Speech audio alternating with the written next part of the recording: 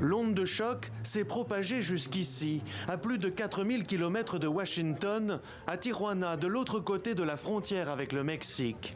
En quelques heures, tandis que Donald Trump venait de prêter serment, des milliers de migrants, originaires principalement d'Amérique du Sud et d'Amérique centrale, se sont retrouvés dans une toute autre configuration que le jour d'avant encore, sous l'administration Biden, qui avait mis en place cette application CBP One. Elle permettait de prendre rendez-vous pour une demande d'asile avant même d'atteindre la frontière.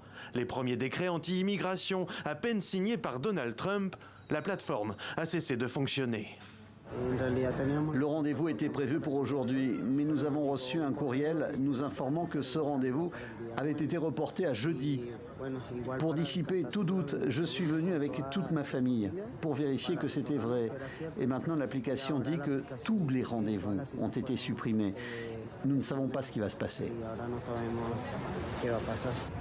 À cet autre point de passage, le même désarroi s'est emparé de ces migrants, privés d'un seul coup de leur rendez-vous prévu avec l'administration américaine. Ce rendez-vous, c'était une grande joie pour moi quand je l'ai eu. Je l'attendais depuis si longtemps. Ils ont supprimé les rendez-vous du CBP One et nous ne savons toujours pas ce qui va se passer. Nous attendons ici qu'ils nous donnent une réponse. Certains ici ont parcouru plusieurs milliers de kilomètres pour tenter de trouver un avenir dans ce pays historiquement terre d'immigration. Alors se retrouver bloqués sur le pas de la porte provoque l'anéantissement de tous leurs espoirs.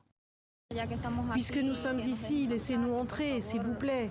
Après tout le travail que nous avons fourni pour arriver ici, laissez-nous entrer dans votre pays, afin que nous puissions améliorer nos conditions de vie.